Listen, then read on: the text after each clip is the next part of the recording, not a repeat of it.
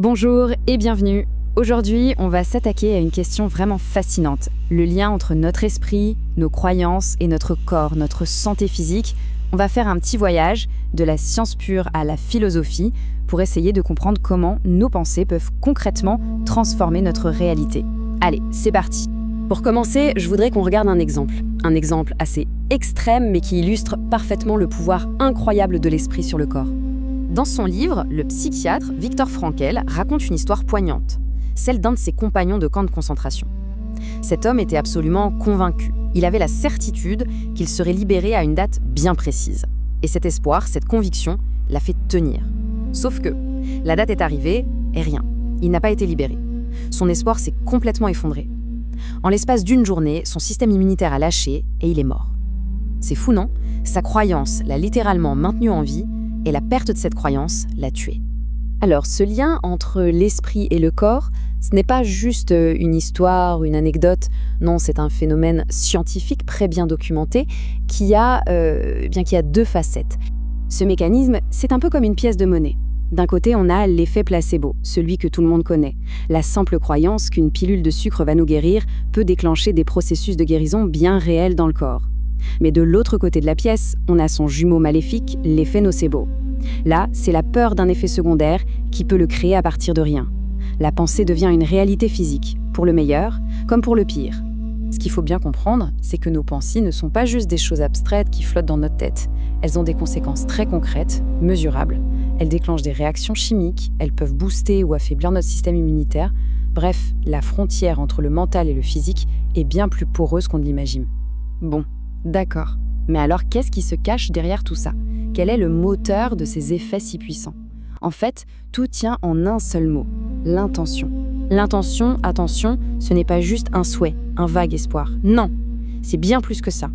C'est une pensée qui est ultra focalisée, chargée d'une émotion très forte et qui est soutenue par une conviction mais totale. C'est vraiment ce moment où la tête, le cœur et le corps sont parfaitement alignés sur le même objectif. C'est là que cette force peut commencer à agir sur la matière.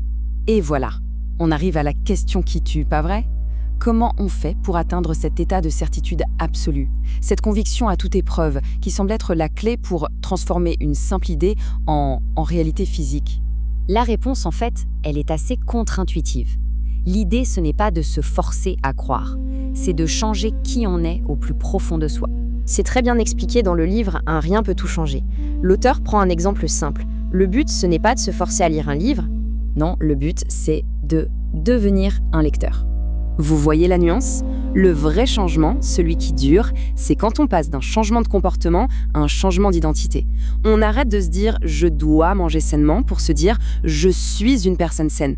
C'est cette conviction qui vient directement de qui on est, qui génère l'intention absolue dont on a besoin pour l'effet placebo. La croyance fait partie de nous. Et ce qui est génial, c'est que notre identité, elle n'est pas gravée dans le marbre. Elle se construit. Chaque action, chaque petite habitude, c'est comme un vote pour la personne que l'on veut devenir. Donc, petit à petit, on peut sculpter nos croyances et donc notre identité. Alors, si ce principe s'applique à notre biologie, à notre corps, certaines philosophies se sont posées une question vertigineuse. Jusqu'où ça peut aller ? Est-ce qu'on peut passer de modeler son corps à façonner la réalité elle-même ? Il y a des traditions philosophiques ou même alchimiques qui poussent cette idée à son maximum. Pour elles, une pensée qui est pure, qui est suffisamment concentrée, n'influence pas seulement notre corps, non, elle peut se matérialiser directement dans le monde qui nous entoure. L'esprit devient une sorte d'agent créateur. Et là, on tombe sur des questions qui donnent le tournis. Est-ce qu'on perçoit une réalité qui existe en dehors de nous, ou bien est-ce que c'est notre conscience, notre perception qui la fait exister ? La frontière entre observer et créer devient complètement floue.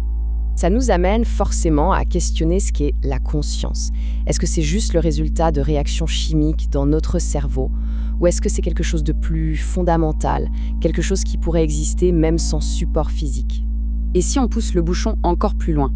Et si nos esprits n'étaient pas séparés les uns des autres, s'ils étaient tous connectés, comme les fils d'une immense tapisserie, si nos pensées faisaient partie d'un tout, d'une conscience collective, alors qui tire les ficelles ?